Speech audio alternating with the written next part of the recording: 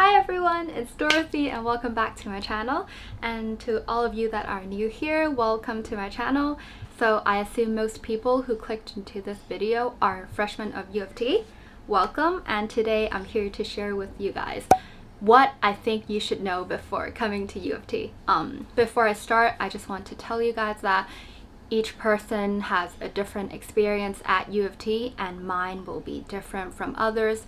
So this video and all the information from it is based on my experience. So first off, I'm going into my third year majoring in nutritional sciences and minoring in psychology and transnational studies. So I'm pretty sure that most people who have watched other people do videos about U of T have heard that U of T is a really competitive and difficult school to graduate from. In my case, I think it really does vary from person to person. Your experience of U of T really depends on the program you are in and the degree you're doing. So people from the engineering major, they don't get a reading week off and they have a really huge workload. So I believe they suffer the most. And I also know people from life sciences who have a schedule from 9 a.m. to 6 p.m. every day, which is exactly like high school. So those people, I'm pretty sure it's super tough for them as well.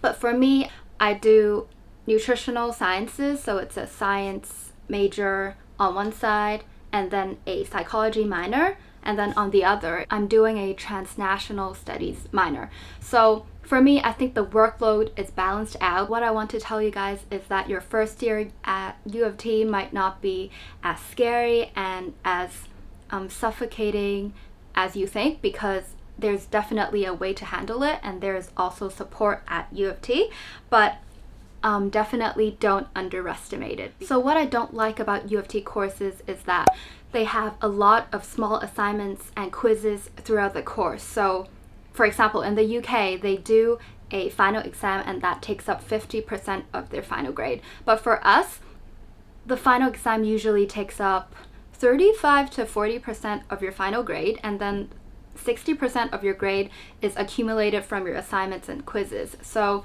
you can't just skip out on an assignment or just skip out on a quiz because they take up a lot of your grade as well. So that's why it really makes you work hard for the whole semester. And that's what I don't like about it. But that's also something that we can't change about our courses. So since I've already talked about how some of the courses can be really demanding, I have a few tips to help you guys study for U of T. So one really helpful thing that I always do is at the beginning of a semester, I would always go onto Facebook and search out all my courses. So for example, I was in Biochemistry 210 last semester, and so I went onto Facebook, I searched BCH 210 Summer 2020, for example, and then this group popped up, and it's basically a study group that has all the students that are registered in that course in that semester. It's super easy. You just search on Facebook, join the group, and then you get a bunch of study buddies. And the best thing is that people usually they talk about assignments, so you can always find extra resources on Facebook. And there are also past papers available provided by our student society, and I'll link it down below. So you can get yourself a heads up on what the quizzes are like, or what the final... I think they don't provide final test papers, only the quizzes. When you study for your program, there are a lot of prerequisites for your courses and co-requisites, and also exemption situations. So remember to plan them out. I'll show you an example of how I planned out my 4 years. So basically I wrote down from year 1 to year 4 all the courses that I have to take, and then I filled it out and see which semester I'm doing which courses. Because if you're not studying something really popular, for example, when I do nutritional sciences, most courses are offered in every semester. But on the other hand, my transnational studies minor, there are a lot of courses that are not offered in fall and sometimes winter semester as well. So sometimes there are courses that I'm unable to take for the whole year, and I can only do it in summer. So if you're studying a major that is not so mainstream, remember to check when the courses are offered so you can plan ahead, and your life at U of T will definitely be a lot more easier if you plan out all your courses. Totally okay to not know what major you want to be in or change your majors. And you're probably wondering why I would say this, and it's because there are actually a lot of people, including myself, who changes their major throughout their undergraduate degree. In my case, I actually started U of T at U of Toronto, Mississauga. I got accepted into U of T with the communications major. And then, fun fact, I got into my first week, I got into my first class. I sat there, I was like, this is not for me.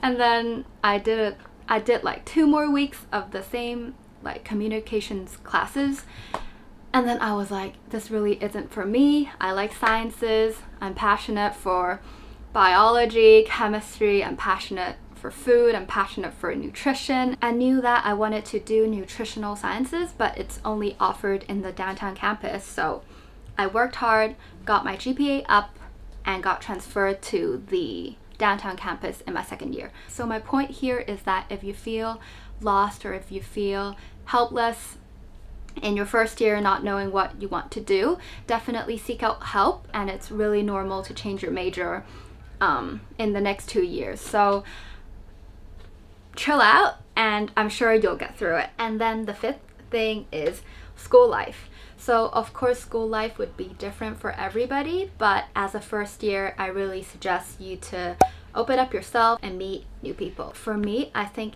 it is a lot more difficult to meet friends in university compared to high school, because at university you really have to pay the effort to hang out with people, meet up with them, and text them back and forth. I also think it's really cool that U of T is such a big and diverse school. That's why you get a lot of people from a lot of different countries, and you get to meet a lot of different people. So that's really cool, and it's possible to make friends. But to ease out the process, I would definitely suggest you guys to join more clubs, and also to join FROSH week. So FROSH week is basically the week before school starts, and it's for freshmen to play around, get to know U of T. So if COVID allows and FROSH week is still happening, you guys should definitely join, and you'll meet a lot of new people there.